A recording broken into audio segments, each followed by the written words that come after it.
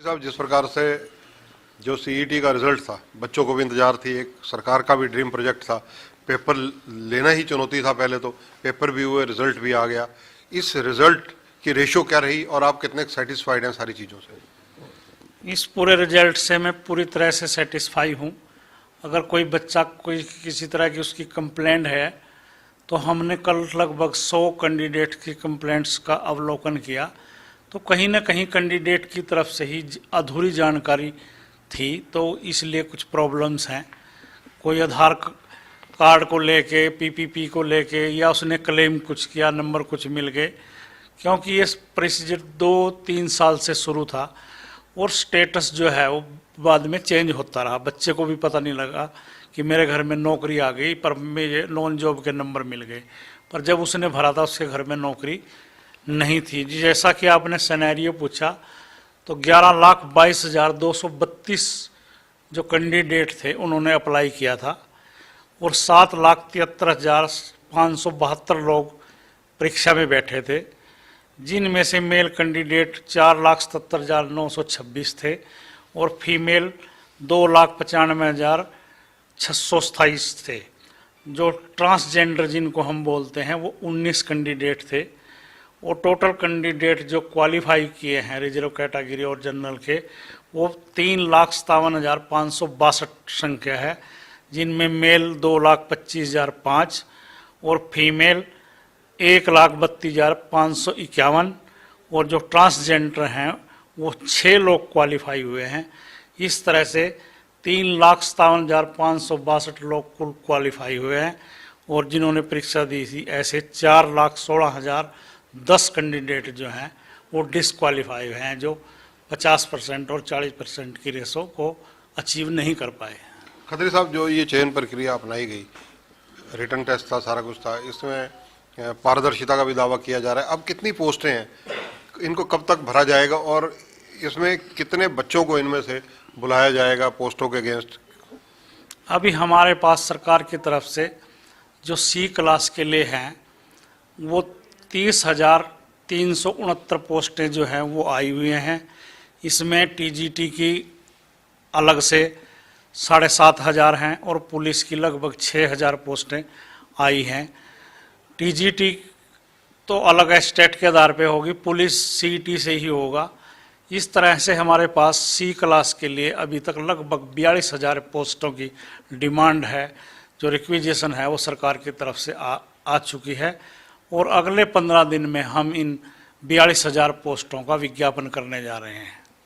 खत्री साहब, अभी तो जो रिजल्ट आया उसमें बहुत त्रुटियां हैं। किसी बच्चे को 5 अंक नहीं मिलने चाहिए थे, मिल गए, किसी को मिलने चाहिए थे, नहीं मिल पाए, और कईयों की और कई शिकायतें इस तरह की बहुत ज़्यादा जनरल तौर पर देखी जा रही हैं, जो बच्चे बता रहे हैं। कल ही हमने एक नोटिस निकाला है अपनी वेबसाइट पे और हमने बच्चों को कहा है कि 15 दिन का टाइम दिया है कि अगर कोई आपको त्रुटि लगती है तो आप उसको सुधार सकते हैं, हम अपने लेवल पे उसको सुधारेंगे और हमने बच्चों को 15 दिन का टाइम दिया है। त्रुटियां कुछ बच्चों को क्लेम के आधार पे हैं, क्योंकि प्रोसीजर 2-3 साल से चल रहा है तो स्टेटस चेंज हो रहा है, और कुछ पीपीपी से हमने अपने नोटिस में ही कहा था कि हम सारी चीज़ें आपकी पीपी से वेरीफाई करेंगे। तो जैसे किसी बच्चे ने क्लेम किया कि मेरे घर में नौकरी नहीं है और उसके घर में नौकरी वाकई नहीं है, तो हमने तो एक सरकार की तरफ से जो नोटिफिकेशन है कि जो नॉन जॉब के नंबर हैं वो केवल उन लोगों को मिलेंगे जिनकी वार्षिक आय 1,80,000 रुपये से कम है। तो बच्चे ने तो क्लेम कर दिया कि मेरे घर में नौकरी नहीं है, मगर एक सरकार की तरफ से कैप भी तो लगा हुआ है ना कि नॉन जॉब के नंबर सिर्फ उसको मिलेंगे जिसकी वार्षिक इनकम 1,80,000 से कम है। कोई बच्चा है, उसने कहा कि मेरे घर में तो नौकरी है, फिर भी आपने मेरे को 5 नंबर दे दिए।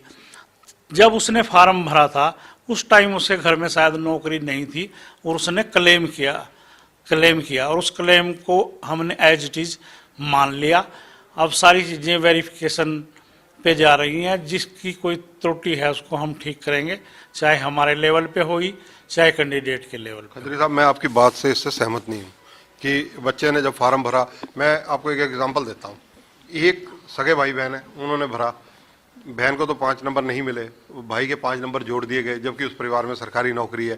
तो ये त्रुटि तो कहीं ना कहीं आपके ऑफिस के एंड पे भी रही है या एजेंसी जो इन्वॉल्व है उसके एंड पे भी रही है। हो सकता है वो कहीं पीपीपी के लेवल पे भी हो, पीपीपी में अपडेट ना हो ये चीज़, और हमने सिर्फ पीपीपी को ही आधार मानना है, वहाँ शायद अपडेट ना हो। पीपीपी में भी ये चीज़ ऐड है। ये पर्टिकुलर केस को मैं जानता हूँ, इसलिए मैंने आपसे बताना चाहता हूँ कि आपके कहीं ना कहीं त्रुटियां आपके विभागीय भी। अगर आप हमारे पास जो उसने एप्लीकेशन फॉर्म भरा और जो उसको अब स्कोर कार्ड मिला और पीपीपी, अगर ये तीनों चीजें लेके आप आ जाएं, हम दूध का दूध पानी का पानी कर देंगे कि किस लेवल पे त्रुटि है।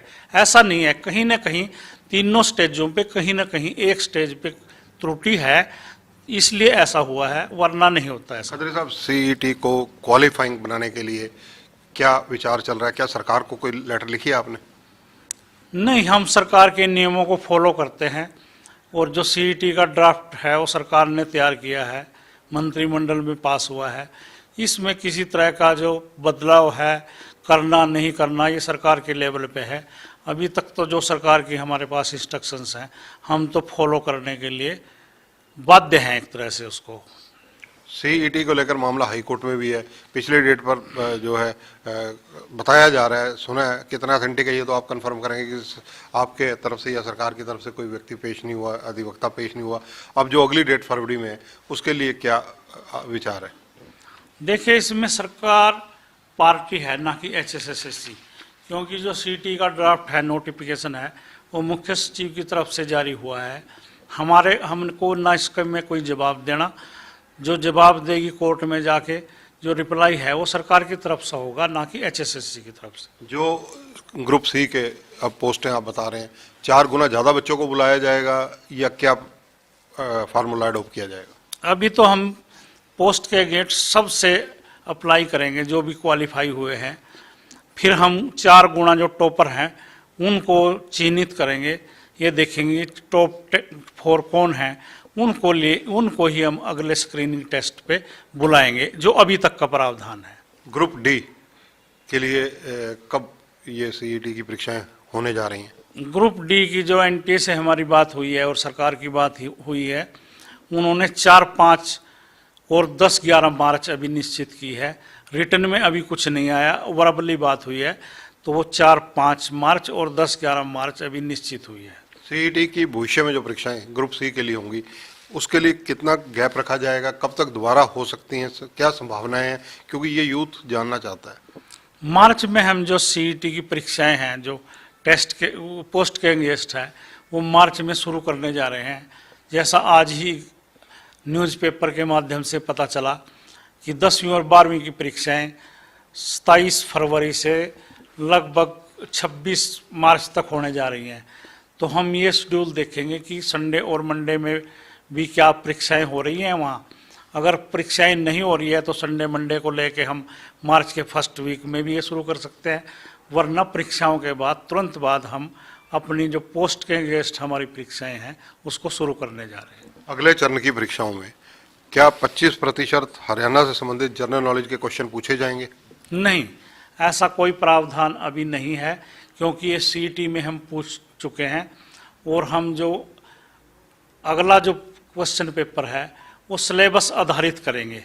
जैसे कोई जेई सिविल के लिए परीक्षा देने आ रहा है तो हम लगभग 50% से ऊपर उसको उसकी इंजीनियरिंग के बारे में पूछेंगे और 40% हरियाणा जीके अवेयरनेस, बाकी सब 40% या 30% पूछेंगे। हम अभी जो अगली परीक्षाएं हैं उनको जॉब ओरिएंटल करेंगे कि उसकी जॉब से संबंधित ही ज़्यादा क्वेश्चन उससे पूछे जाएं। खत्री साहब, क्योंकि सोशल मीडिया पर आपको लोग बहुत फॉलो करते हैं, आप इंटरव्यू का इंतजार करते हैं, जो सोशल मीडिया पर लोग जानना चाहते हैं कि जिन लोगों की सीईटी में कैटेगरी ही बदल दी गई, उन लोगों के लिए क्या प्रोविजन है?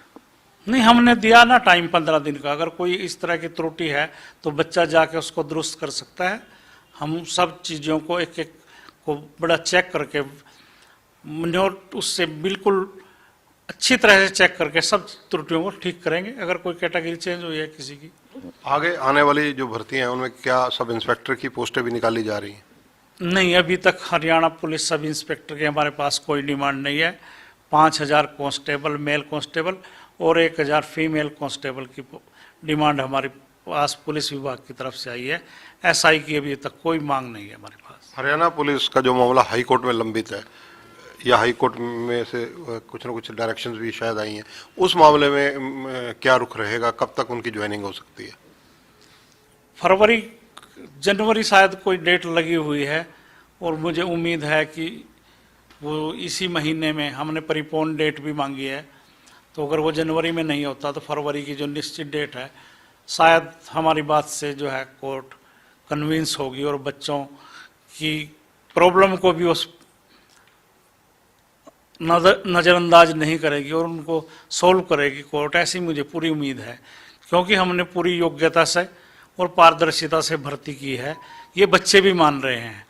स्टे का कारण कहीं न कहीं कोर्ट की कुछ बातें समझ में शायद नहीं आ रही हैं, वो हम समझाने के लिए कामयाब होंगे, हम कोर्ट को समझाने के लिए, और स्टे हटेगा। जो सोशियो इकोनॉमी है उसको लेकर कहीं ना कहीं कोई विवाद रहता है, उस मामले में क्या कोई जांच भी प्रशासनिक स्तर पर की जा रही है? नहीं, वो जब फाइनल भर्ती हमारी हो जाती है और जब सिलेक्शन हो जाती है, तब हम हरियाणा पुलिस की जो सीआईडी विंग है उससे जांच कराते हैं कि जो बच्चे ने नॉन जॉब के, फादरलेस के, विधवा के ये नंबर क्लेम किए हैं, क्या उसने ठीक किए हैं या गलत किए हैं, वो हम सिलेक्शन के बाद करते हैं। एक समान योग्यता रखने वाले व्यक्तियों के लिए क्या जो ये एक ही ग्रुप बनाया जा सकता है? जैसे हमने बताया कि 42,000 पोस्टें हमारे पास अभी तक आई हैं, हमने इसके लिए अभी 52 ग्रुप बनाए हैं। जो एक समान योग्यता के पद हैं उनका एक ग्रुप होगा और बच्चे से प्रेफरेंस मांगी जाएगी कि आप कौन से डिपार्टमेंट में और कौन सी पोस्ट पे जाना चाहते हैं। ये प्रॉब्लम हमको सिर्फ जो सिंपल ग्रेजुएट या सिंपल +2 क्वालिफिकेशन के लोग हैं वहाँ थोड़ी सी ये दिक्कत है, वरना हमने टेक्निकल पोस्टों ये कोई दिक्कत ही नहीं है। क्योंकि जो टेक्निकल पोस्ट है वो उसकी एक निश्चित योग्यता निर्धारित है, डिप्लोमा या डिग्री। इसी तरह से अगर देखा जाए तो ये चर्चाएं कि 10+2 वालों के लिए जो ग्रुप हैं वो 10 से 12 ग्रुप बनाए गए हैं। हाँ, इस तरह के बनाए हैं कि अगर किसी का +2 में साइंस जरूरी है या कॉमर्स जरूरी है या उसको मेडिकल नॉन मेडिकल जरूरी है, तो इस तरह के ग्रुप बनाए हैं। अगर किसी में क्वालिफिकेशन किसी भी स्ट्रीम से +2 या किसी भी स्ट्रीम से ग्रेजुएशन है, उसके कॉमन हमने ग्रुप बनाए हैं। आईटीआई इंस्ट्रक्टर की पेंडिंग जो रिजल्ट्स हैं वो कब तक आने की संभावना है? इस पे हम आज से ही काम शुरू करने जा रहे हैं, और ये जो रिजल्ट डिले हुए हैं इसका कारण ये था कि जो हमारे प्रोग्रामर या ऑपरेटर थे, कंप्यूटर ऑपरेटर, वो पिछले कई दिन से, लगभग 10 दिन से एनटीए के ऑफिस दिल्ली में व्यस्त थे, और हम इस पे जो हमारी 12-13 कैटेगरी 12/19 जो आईटीआई की है उस पे आज से ही हम प्रोसेस शुरू करने जा रहे हैं। अगर मैं एक और सवाल लेना चाहूँ कि वन टाइम रजिस्ट्रेशन टोटल कितने लोगों ने कराई थी, अगर आपको आंकड़ा याद हो? 11,22,000। तो अगर अब ये माना जाए कि ये भर्तियां मार्च अप्रैल में प्रक्रिया शुरू हो जाएगी, जिनके अब बच्चे पास हुए हैं, तो इनको कब तक अगर रिजल्ट आ जाएंगे आगे, और कब तक ये सुनिश्चित माना जाए कि इन बच्चों को रोजगार मिल जाएगा? सितंबर अक्टूबर तक हम प्रयास करेंगे कि सारी भर्ती हो जाए, और सितंबर अक्टूबर में अगला जो सीईटी है 2023 का, उसका आयोजन किया जाए। खत्री साहब, बड़ा